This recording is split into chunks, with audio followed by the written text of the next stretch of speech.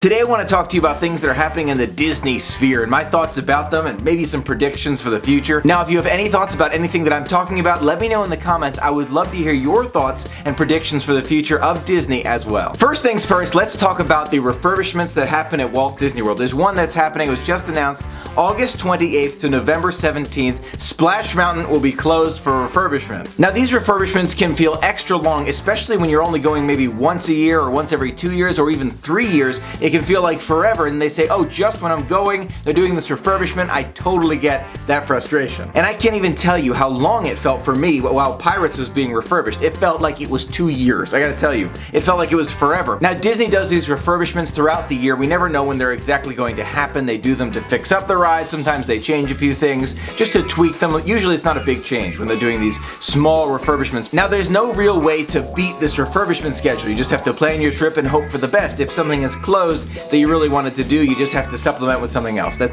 is the only way to solve this problem. There's no way to have them hurry up or get behind the scenes access or nothing like that. I've heard some people ask me these questions. Michael, can we still somehow do this? We don't get to go that often. Can we talk to somebody? There's no way to get on these rides during refurbishment. Now, this does provide the opportunity to see and experience more of Walt Disney World, maybe some resort hopping you weren't originally thinking about, or a different ride that you've never done before because you stuck with the things that are now under refurbishment. So something along those lines. It's a good way to just change that mental mindset and think about other things you can do at Walt Disney World. Next up, I want to talk about the unconfirmed rumor that Star Wars Land will be an additional fee on top of the entrance fee to get into Hollywood Studios. Now, you already know I feel like that makes no sense. I mean, it just makes no sense. And a lot of people in the comments of a past video said, Michael, it feels like Disney is starting to nickel and dime us when it comes to this kind of thing, and I totally get it. I totally do. My thoughts and a little bit of a prediction, perhaps maybe if this does happen, maybe it's like a limited time where it's like a paid for thing,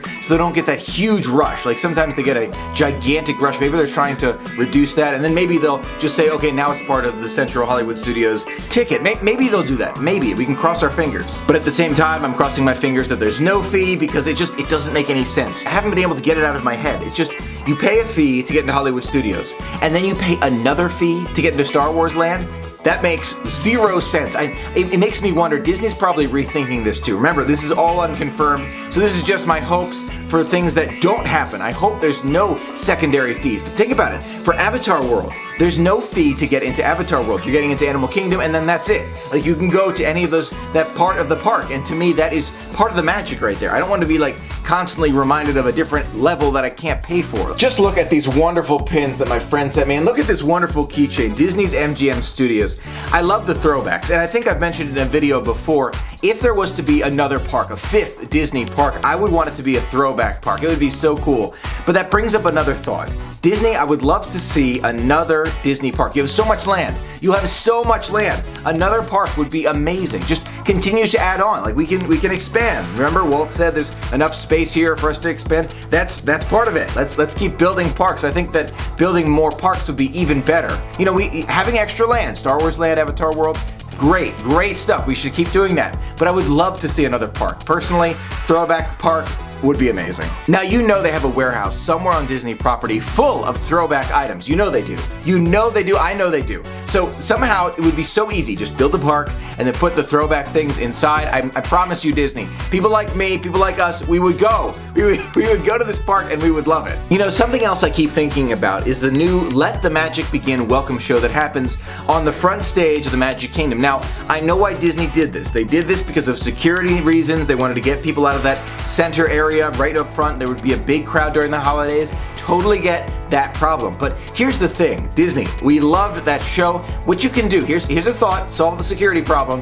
Put the welcome show idea with the dancers and good morning and all of that at the front stage of the Magic Kingdom. You solve the security problem, and you also make it extra fun for all of us. Somehow, the new Let the Magic Begin, it's nice, but I wouldn't go out of my way to see it. For the Magic Kingdom welcome show, I would go out of my way, wake up extra early just to see that show because I loved it so much. And I know I'm not alone here. Let me know if you've seen that show. It doesn't quite grab you the same way that the welcome show did. I don't know why. Maybe someone can tell me, because the characters are all there, they're all greeting you, but there was something special about the Casey Jr., chugging down, and we don't have to have Casey Jr. I know the security problem, I know, but we can have something like it. I don't know. I'm trying to think of what they could do, but something where someone maybe swings in from the Magic Kingdom or something along those lines. I don't know, something exciting. The Magic Kingdom. Have you seen the news, the sign, the front entrance sign for the Magic Kingdom? It's now just Magic Kingdom. There's no more for the Magic. I keep saying the Magic Kingdom. I keep saying that. Personally, I don't think this change was necessary. I don't think it's a bad thing. It's not a bad thing,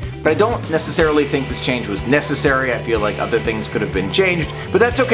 That's all right. It's not a bad thing. I'm still gonna call it the Magic Kingdom. Just FYI. Welcome to the Magic Kingdom.